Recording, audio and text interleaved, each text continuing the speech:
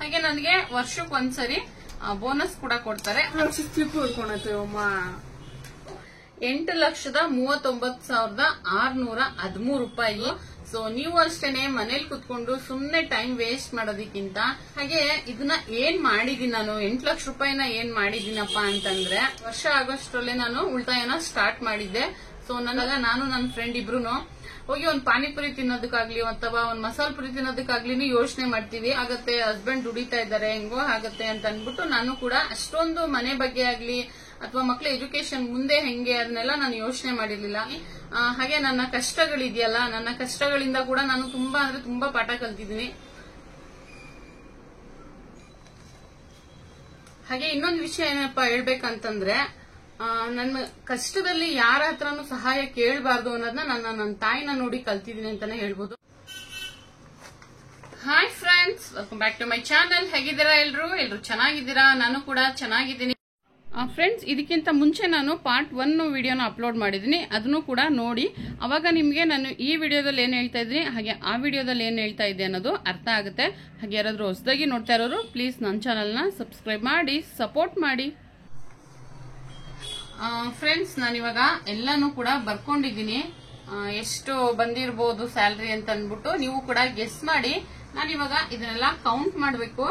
ಬರೀ ನಾನು ಇದನ್ನ ಬರ್ಕೊಂಡಿದ್ದೀನಿ ಅಷ್ಟೇನೆ, ಇದನ್ನೆಲ್ಲ ಕೌಂಟ್ ಮಾಡಿ ನಾನು ನಿಮ್ಗೆ ಹೇಳ್ತೀನಿ. ಹಾಗೆ ನನಗೆ ವರ್ಷಕ್ಕೊಂದ್ಸರಿ ಬೋನಸ್ ಕೂಡ ಕೊಡ್ತಾರೆ, ಅದನ್ನು ಕೂಡ ಬರ್ಕೊಂಡು ಕೌಂಟ್ ಮಾಡಿ ಹೇಳ್ತೀನಿ ನಾನು ನಿಮ್ಗೆ ಎಷ್ಟು ದುಡ್ದಿದ್ದೀನಿ ಅಂತ. ಸೊ ನೋಡಿದ್ರೆ ನಿಮ್ಗೆ ಏನ್ ಅನಿಸ್ಬೋದು, ಸಾವಿರಗಳಲ್ಲಿದ್ಯಾ ಅಥವಾ ಲಕ್ಷಗಳಲ್ಲಿದ್ಯಾ ನೋಡೋಣ. ಇವಾಗ ನನಗೂ ಕೂಡ ತಿಳ್ಕೊಳ್ಳೋ ಕ್ಯೂರಿಯಾಸಿಟಿ ಇದೆ, ಸೊ ಚೆಕ್ ಮಾಡ್ತೀನಿ ನಾನು ಕೂಡ. ಫ್ರೆಂಡ್ಸ್, ಇವಾಗ ನಾನಿಲ್ಲಿ ಕೌಂಟ್ ಮಾಡ್ತಾ ಇದ್ದೀನಿ, ನೋಡೋಣ ಎಷ್ಟು ಬಂದಿರುತ್ತೆ ಸ್ಯಾಲ್ರಿ ಅಂತ ಅಂದ್ಬಿಟ್ಟು. ನೀವು ಒಂದು ಗೆಸ್ ಮಾಡಿ ಎಷ್ಟು ಬಂದಿರ್ಬೋದು ಅಂತ ಅಂದ್ಬಿಟ್ಟು ನೀವು ಗೆಸ್ ಮಾಡ್ತಾನೆ ಒಂದು ಕಮೆಂಟ್ ಮಾಡಿ ಇಷ್ಟು ತಗೊಂಡಿರ್ಬೋದು ಅಂತ ಅಂದ್ಬಿಟ್ಟು. ಹಾಗೆ ನಾನು ವಿಡಿಯೋದಲ್ಲಿ ಮಧ್ಯದಲ್ಲಿ ಹೇಳ್ತೀನಿ ಎಷ್ಟು ತಗೊಂಡಿದ್ದೀನಿ, ಹಾಗೆ ಅದನ್ನ ಹೇಗೆಲ್ಲ ಖರ್ಚು ಮಾಡಿದ್ದೀನಿ ನಾನು ಅಂತ ಅಂದ್ಬಿಟ್ಟು. ಸೊ ಬನ್ನಿ, ಇವಾಗ ತಡ ಮಾಡ್ದೇನೆ ಕೌಂಟ್ ಮಾಡ್ತಾ ಇದ್ದೀನಿ. ಹಾಗೆ ಇದು ನನ್ನ ಮಗಳು ತಗೊಬಂದು ಕೊಟ್ಟಿದ್ದು, ಹಾರಿಕಾ. ಅವಳು ಸೆಕೆಂಡ್ PU, ಬಟ್ ಇದೇನೋ ಒಂದು ಎಕ್ಸಾಮಿನೇಷನ್ ಬರೆದಿದ್ದಕ್ಕೆ ಈ ಪ್ರಶಸ್ತಿ ಪತ್ರ ಕೊಟ್ಟಿದ್ದಾರೆ ಅಂತ ಅಂದ್ಬಿಟ್ಟು. ಹಾಗೆ ನನಗೆ ಕೆಲ್ಸಕ್ಕೆ ಹೋಗೋದಕ್ಕೆ ಇದು ಒಂದು ಅಡ್ವಾಂಟೇಜ್ ಅಂತಾನೆ ಹೇಳ್ಬೋದು. ಯಾಕಪ್ಪ ಅಂತಂದ್ರೆ ನನ್ನ ಮಕ್ಳಿಬ್ರು ದೊಡ್ಡವ್ರು ಇರೋದ್ರಿಂದ, ಕಾಲೇಜ್ ಇರೋದ್ರಿಂದ ಅವರೇ ಹೋಗ್ತಾರೆ ಅವರೇ ಬರ್ತಾರೆ. ಚಿಕ್ಕ ಮಕ್ಳು ಇರುವಾಗ ಒಂದು ಸ್ವಲ್ಪ ಕಷ್ಟ ಆಗುತ್ತೆ, ಅವ್ರನ್ನ ನೋಡ್ಕೊಳ್ಳೋದಿಕ್ಕೇನೆ ನಾವು ಮನೆಯಲ್ಲಿ ಇರಬೇಕಾಗುತ್ತೆ. ಫ್ರೆಂಡ್ಸ್, ಇವಾಗ ನನ್ನ ಮಗಳು ಕೂಡ ಕೌಂಟ್ ಮಾಡ್ತೀನಿ ಅಂತ ಅಂದ್ಬಿಟ್ಟು ಕೌಂಟ್ ಮಾಡ್ತಾ ಇದ್ದಾಳೆ ಹಾರಿಕಾ. ಯಾಕೆ ಅಂತಂದ್ರೆ ನಾನು ಕೌಂಟ್ ಮಾಡೋದು ಸ್ವಲ್ಪ ನಿಧಾನ ಆಗುತ್ತೆ ಅಂತ ಅಂದ್ಬಿಟ್ಟು ಕೌಂಟ್ ಮಾಡ್ತಾ ಇದ್ದಾಳೆ. ಹಾಗೆ ನಾನು ಅಲ್ಲಿ ಒಂದ್ ಕಡೆ ನೋಡಿ ಬಿಟ್ಬಿಟ್ಟಿದ್ದೀನಿ. ಏನಕ್ಕಪ್ಪ ಅಂತಂದ್ರೆ ಅದು ಸ್ಲಿಪ್ ಸಿಗ್ಲಿಲ್ಲ ನನಗೆ, ಯಾಕೆ ಅಂತಂದ್ರೆ ಅವಾಗ ಕೊರೋನಾ ಬೇರೆ ಇತ್ತಲ್ಲ. ಸೊ ಹಂಗಾಗಿ ಅದು 1 ತಿಂಗಳನ್ನ ನಾನು ಬಿಟ್ಬಿಟ್ಟಿದ್ದೀನಿ.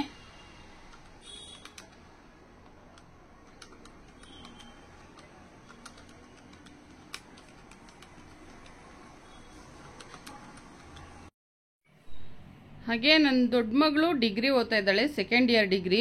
ಹಾಗೆ ಇವಾಗ ಕ್ಯಾಲ್ಸಿಯಲ್ಲಿ ಕೌಂಟ್ ಮಾಡ್ತಾ ಇರೋದು ನನ್ನ ಚಿಕ್ಕ ಮಗಳು, ಅವಳು ಸೆಕೆಂಡ್ PU. ಇವಾಗ ನೋಡಿ ಎಷ್ಟು ಫಾಸ್ಟ್ ಆಗಿ ಕ್ಯಾಲ್ಸಿನ ಯೂಸ್ ಮಾಡ್ತಾಳೆ, ನನಗೆ ಅಷ್ಟು ಫಾಸ್ಟ್ ಆಗಿ ಕ್ಯಾಲ್ಸಿನ ಯೂಸ್ ಮಾಡೋದಿಕ್ ಬರೋದಿಲ್ಲ.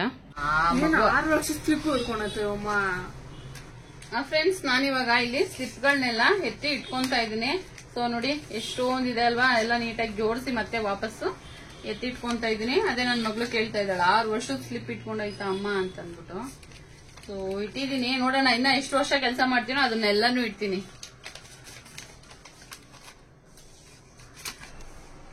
ಫ್ರೆಂಡ್ಸ್, ಟೋಟಲ್ ಎಲ್ಲ ಮಾಡಿದ್ದೀನಿ. ಹಾಗೆ ನನಗೆ ಸ್ವಲ್ಪ ಫಾಸ್ಟ್ ಆಗಿ ಕೌಂಟ್ ಮಾಡೋದಿಕ್ಕೆ ಕೆಲಸ ಎಲ್ಲ ಯೂಸ್ ಮಾಡೋದಿಕ್ ಬರೋದಿಲ್ಲ. ಹಂಗಾಗಿ ನನ್ನ ಮಗಳು ಬಂದು ಕೌಂಟ್ ಮಾಡಿ ಕೊಟ್ಟಿದ್ದಾಳೆ.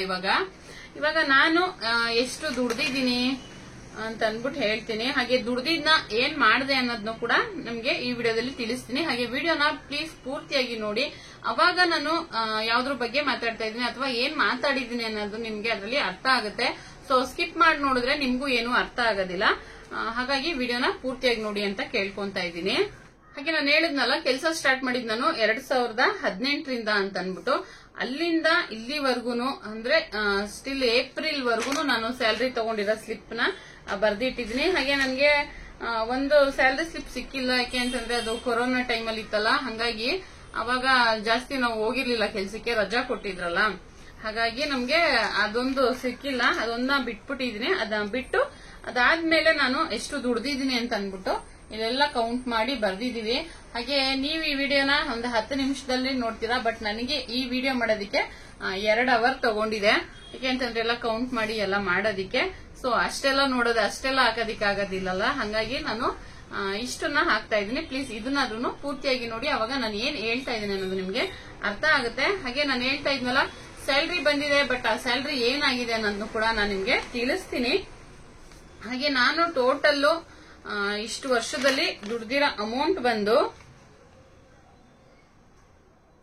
ಎಷ್ಟಿರ್ಬೋದು, ಒಂದು 2.5 ಲಕ್ಷ ಅಥವಾ 3 ಲಕ್ಷನಾ ಅಥವಾ 5 ಲಕ್ಷ. ಸೊ ನಾನ್ ದುಡ್ದಿರೋದು ಇಲ್ಲಿವರೆಗೂ 7,69,113 ರೂಪಾಯಿನ ಸ್ಯಾಲ್ರಿಯಾಗಿ ನಾನು ತಗೊಂಡಿದ್ದೀನಿ. ಇಲ್ಲಿವರೆಗೂ ಅಂದ್ರೆ ಏಪ್ರಿಲ್ ವರ್ಗುನು ಸ್ಯಾಲ್ರಿ ತಗೊಂಡಿರೋದ್ನ. ಸೊ ಈಗ ನಿಮ್ಗೆ ಗೊತ್ತಾಯ್ತಲ್ವಾ, ಅಮ್ಮ ಹೇಳಿದ್ದು, ನಮ್ಮ ಹಳೆ ಮನೆ ಓನರ್ ಅಮ್ಮ ಹೇಳಿದ ಮಾತು ಎಷ್ಟು ನಿಜ ಅಂತ ಅನ್ಬಿಟ್ಟು. ಯಾಕೆ ಅಂತಂದ್ರೆ 7 ಲಕ್ಷ ರೂಪಾಯಿನ ಮನೇಲಿ ಕೂತಿದ್ರೆ ಯಾರು ಕೊಡ್ತಿದ್ರು ನನಗೆ. ಅದ್ರ ಜೊತೆಗೆ ನಮ್ಮ ಮನೆಯಲ್ಲಿ ಕೆಲ್ಸನೂ ಮಾಡ್ಕೊಂಡು ನಾನು ಹೊರಗಡೆ ಹೋಗಿ ದುಡ್ಕೊಂಡು ಬಂದಿದ್ದೀನಿ. ಹಾಗಾಗಿ ನನಗೆ 7,69,113 ರೂಪಾಯಿ ಸ್ಯಾಲ್ರಿ ರೂಪದಲ್ಲಿ ಬಂದಿದ್ರೆ, ಹಾಗೆ ವರ್ಷಕ್ಕೊಂದ್ಸರಿ ನಿಮ್ಗೆ ಗೊತ್ತಿರ್ಬೋದು ಬೋನಸ್ ಅನ್ನೋದನ್ನ ಕೊಡ್ತಾರೆ. ಹಾಗೆ ನಮ್ಗೆ ಈಗ ರೀಸೆಂಟ್ ಆಗಿ ಕೊಡ್ಬೇಕಿತ್ತು ಬೋನಸ್, ಈ ತಿಂಗಳು ಕೊಡ್ಬೇಕಿತ್ತು, ಬಟ್ ಅವ್ರಿಲ್ಲ, ಊರ್ಗ್ ಹೋಗಿದ್ದಾರೆ ಓನರು. ಒಂದು 40 ಡೇಸ್ ಇರೋದಿಲ್ಲ ಅವರು ಓನರು. ಅವ್ರ ತಮ್ಮ ಇದ್ದಾರೆ, ಅವ್ರ ಜೊತೆಗೆ ನಾನು ಮತ್ತೆ ಇನ್ನೊಂದು ಹುಡುಗ ಇವಾಗ ಸದ್ಯಕ್ಕೆ ಇನ್ನಿಬ್ರಿಗೂ ಕೂಡ ಕೆಲಸ ರಜಾ ಕೊಟ್ಟಿದ್ದಾರೆ. ಹಾಗಾಗಿ ಬೋನಸ್ ಆಗಿ ನಾನು 70,500 ರೂಪಾಯಿ ತಗೊಂಡಿದ್ದೀನಿ. ಈಗ ಬಿಟ್ಬಿಟ್ಟು 70,500 ರೂಪಾಯಿ ತಗೊಂಡಿದ್ದೀನಿ. ಟೋಟಲ್ ಅಮೌಂಟ್ ಬಂದು ನಾನು ಇಲ್ಲಿವರೆಗೂ ಸಂಪಾದನೆ ಅಂತ ಮಾಡಿರೋದು 8,39,613 ರೂಪಾಯಿ. ಸೊ ಈಗ ಅನ್ಸುತ್ತಲ್ವಾ, ಮನೇಲಿ ಕೂತಿದ್ರೆ ಯಾರು ಕೊಡ್ತಿದ್ರಿ ಇದನ್ನ ಅಂತ ಅನ್ಬಿಟ್ಟು. ನಿಜವಾಗ್ಲೂ ಅವ್ರು ಹೇಳಿದ ಮಾತು ನಿಜ ಅಂತಾನೆ ಹೇಳ್ಬೋದು. ಸೊ ನೀವು ಅಷ್ಟೇನೆ ಮನೇಲಿ ಕುತ್ಕೊಂಡು ಸುಮ್ನೆ ಟೈಮ್ ವೇಸ್ಟ್ ಮಾಡೋದಕ್ಕಿಂತ ಬಂದಷ್ಟು ಬರ್ಲಿ ಅಂತ ಅನ್ಬಿಟ್ಟು ಹೋಗಿ ದುಡೀರಿ. ಯಾಕೆ ಅಂತಂದ್ರೆ ನನಗೆ ನಿಜ ಗೊತ್ತಿರ್ಲಿಲ್ಲ, ನನ್ಗೆ ಇಷ್ಟು ದುಡ್ದಿದ್ದೀನಿ ಅನ್ನೋದು ನನಗೆ ನಿಜ ಗೊತ್ತಿರ್ಲಿಲ್ಲ. ಅವ್ರು ಹೇಳಿದ್ಮೇಲೆ ಇರಪ್ಪ ನಾನು ಕೌಂಟ್ ಮಾಡೋಣ ಎಷ್ಟು ದುಡ್ದಿರ್ಬೋದು ಅಂತ ಅನ್ಬಿಟ್ಟು ನಾನು ಕೌಂಟ್ ಮಾಡಿದಿಕ್ಕೇನೆ ನನ್ಗೂ ಗೊತ್ತಾಗಿದ್ದು. ಹಾಗೆ ಇದನ್ನ ಏನ್ ಮಾಡಿದೀನಿ ನಾನು, 8 ಲಕ್ಷ ರೂಪಾಯಿನ ಏನ್ ಮಾಡಿದೀನಪ್ಪ ಅಂತಂದ್ರೆ ಆ ಸಮಯಕ್ಕೆ ತಕ್ಕನಾಗಿ ನಾನು ಅದನ್ನ ಯೂಸ್ ಮಾಡಿದೀನಿ. ಕೆಲ್ಸಕ್ಕೆ ಸೇರಿ ಒಂದು ವರ್ಷ ಏನೋ ನಾನು ಮನೆ ಪ್ರಾಬ್ಲಮ್ಗೆ ಒಂದ್ ಸ್ವಲ್ಪ ಇದ್ದಿದ್ ಮನೆ ಪ್ರಾಬ್ಲಮ್ನೆಲ್ಲ ತೀರ್ಸೋದಕ್ಕೆ ಅಂತ ಅನ್ಬಿಟ್ಟು ನನ್ನ ಸ್ಯಾಲ್ರಿನ ಹಾಕ್ತಾ ಇದ್ದೆ. ಅದಕ್ಕೆ ಅದಾದ್ಮೇಲೆ ನಾನು ಒಂದು ಚೀಟಿ ಅಂತ ಹಾಕೊಂಡು ಉಳಿತಾಯನ ಮಾಡ್ಕೊಂಡು ಬರ್ತಾ ಇದ್ದೆ. ಒಂದು ವರ್ಷ ಆಗೋಷ್ಟರಲ್ಲೇ ನಾನು ಉಳಿತಾಯನ ಸ್ಟಾರ್ಟ್ ಮಾಡಿದ್ದೆ. ಸೊ ನನ್ನ ಸ್ಯಾಲ್ರಿ ಕಡಿಮೆ ಇದ್ರು ಕೂಡ ನನ್ನ ಹಸ್ಬೆಂಡ್ ಸ್ಯಾಲ್ರಿನೂ ಸೇರಿಸಿ ನಾನು 5 ಲಕ್ಷ ರೂಪಾಯಿ ಚೀಟಿ ಹಾಕಿದ್ದೆ. ಹೆಣ್ಮಕ್ಳು ಯಾವ್ದಾದ್ರು ಒಂದು ರೂಪದಲ್ಲಿ ಉಳಿಸ್ಬೇಕು ಅಂತಂದಾಗ ಒಂದ್ ಸ್ವಲ್ಪ ಧೈರ್ಯನ ಮಾಡ್ಬೇಕಾಗತ್ತೆ. ಬಟ್ ಅದಕ್ಕೆ ನಂಬಿಕೆ ಇರೋರ ಹತ್ರ ಹಾಕೊಳ್ಳಿ. ಯಾಕೆಂತಂದ್ರೆ ಇಷ್ಟೊಂದು ಕಷ್ಟಪಟ್ಟು ದುಡಿದು ನಾನಂತೂ ನಿಜವಾಗ್ಲೂ ನೀವು ನಂಬ್ತಿರೋ ಬಿಡ್ತಿರೋ 10 ರೂಪಾಯಿ ನಮ್ ಸ್ಯಾಲ್ರಿ ಬಂತಂದಾಗ ನಾನು ನನ್ನ ಫ್ರೆಂಡ್ ಇಬ್ರುನು ಹೋಗಿ ಒಂದ್ ಪಾನಿಪುರಿ ತಿನ್ನೋದಕ್ಕಾಗ್ಲಿ ಅಥವಾ ಒಂದ್ ಮಸಾಲ ಪುರಿ ತಿನ್ನೋದಕ್ಕಾಗ್ಲಿ ಯೋಚನೆ ಮಾಡ್ತೀವಿ.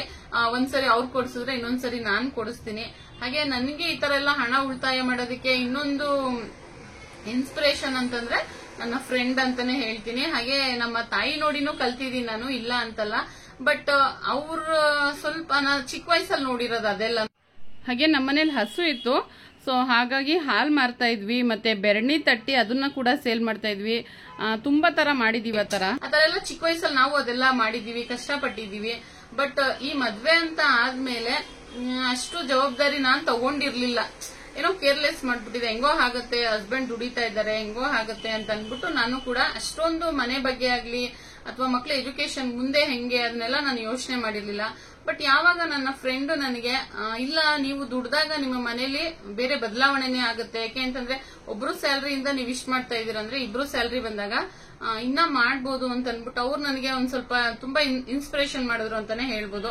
ಅವ್ರನ್ನ ನೋಡಿ ಕೂಡ ನಾನು ತುಂಬಾ ಕಲ್ತಿದ್ದೀನಿ. ಹಾಗೆ ನನ್ನ ಕಷ್ಟಗಳಿದೆಯಲ್ಲ, ನನ್ನ ಕಷ್ಟಗಳಿಂದ ಕೂಡ ನಾನು ತುಂಬಾ ಅಂದ್ರೆ ತುಂಬಾ ಪಾಠ ಕಲ್ತಿದ್ದೀನಿ. ಹಾಗೆ ಯಾಕಪ್ಪ ಅಂತಂದ್ರೆ ನಂದು ಲವ್ ಮ್ಯಾರೇಜು. ಸೊ ಹಾಗಾಗಿ ಸ್ಟಾರ್ಟಿಂಗಲ್ಲಿ ನಾವು ಯಾರ ಹತ್ರನೂ ಹೋಗಿ ನಮಗೆ ಕಷ್ಟ ಬಂದಾಗ ನಾವು ಯಾರ ಹತ್ರನೂ ಹೋಗಿ ಸಹಾಯನ ಕೇಳೋದಿಕ್ಕಾಗೋದಿಲ್ಲ. ಸೊ ನಾವೇನೆ ಅದನ್ನ ಅನುಭವಿಸ್ಬೇಕಾಗುತ್ತೆ. ಅದನ್ನ ನನ್ನ ಲೈಫಲ್ಲಿ ಕೂಡ ನಾನು ಅನುಭವಿಸಿದ್ದೀನಿ.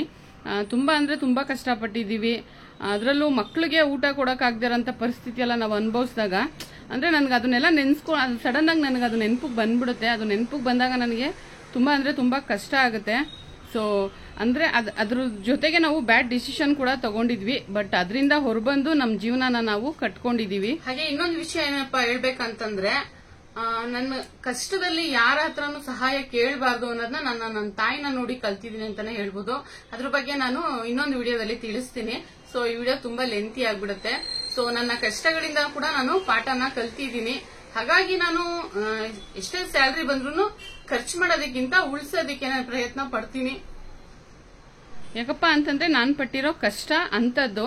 ಸೊ ಹಂಗಾಗಿ ಲವ್ ಮ್ಯಾರೇಜ್ ಅಂದ ತಕ್ಷಣ ಯಾರ ಹತ್ರನೂ ಹೋಗಿ ನಾವು ಕಷ್ಟ ಬಂದಾಗ ಸಹಾಯನ ಕೇಳೋದಿಕ್ ಆಗೋದಿಲ್ಲ. ಸಹಾಯ ಕೇಳಿದ್ರೆ ಸಹಾಯ ಮಾಡೋದಕ್ಕಿಂತ ಮಾತಾಡೋರೇ ಜಾಸ್ತಿ ಇರ್ತಾರೆ. ಸೊ ಹಂಗಾಗಿ ನಾನು ಆ ಡಿಸಿಷನ್ ತಗೊಂಡಿದ್ದೆ. ಹೋಗಿ ಒಂದ್ ಕಡೆ ಕೂಲಿ ಮಾಡಿದ್ರು ಪರವಾಗಿಲ್ಲ, ಹೋಗಿ ಹೆಲ್ಪ್ ಕೇಳಬಾರ್ದು ಅಂತ ಅನ್ಬಿಟ್ಟು. ಸೊ ಕೂಲಿನೋ ನಾಲಿನೋ ಮಾಡಿ ನನ್ನ ಮಕ್ಕಳನ್ನ ಸಾಕ್ತೇನೆ ಹೊರತು ನಾನು ಯಾರ ಹತ್ರನೂ ಹೆಲ್ಪ್ ಕೇಳಲ್ಲ ಅನ್ನೋ ಸ್ಟ್ರಾಂಗ್ ಡಿಸಿಷನ್ ಅಲ್ಲಿದ್ದೆ. ಹಾಗೆ ಇವಾಗ ನನ್ನ ತಾಯಿ ಮನೆಯಲ್ಲಿ ನನ್ನನ್ನ ಒಪ್ಕೊಂಡಾದ್ಮೇಲೆ, ತುಂಬಾ ವರ್ಷಗಳಾದ್ಮೇಲೆ ಒಪ್ಕೊಂಡಾದ್ಮೇಲೆ ನಾನು ಈಗೇನಾದ್ರೂ ಒಂದು ಹೆಲ್ಪ್ ಬೇಕು ಅಂತಂದ್ರೆ ಕೇಳ್ತೀನಿ, ಸಹಾಯನ ತಗೋತೀನಿ. ಆದ್ರೆ ಮುಂಚೆ ನಾನು ಯಾವತ್ತೂ ಹೋಗಿ ಸಹಾಯನ ಕೇಳಿಲ್ಲ.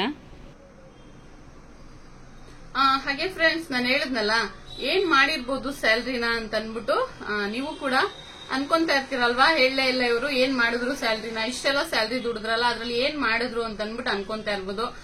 ಹೇಳಿದ್ನಲ್ಲ ಸ್ವಲ್ಪ ಸ್ಟಾರ್ಟಿಂಗ್ ಅಲ್ಲಿ ನಾನು ಮನೆ ಪ್ರಾಬ್ಲಮ್ಗಳನ್ನ ನಿಭಾಯಿಸಕ್ಕೆ ಅದನ್ನ ಯೂಸ್ ಮಾಡ್ಕೊಂತ ಇದ್ದೆ. ಅದಾದ್ಮೇಲೆ ನಾನು ಚೀಟಿನ ಹಾಕಿ ಉಳಿತಾಯ ಮಾಡ್ಕೊಂಡ್ ಬಂದೆ.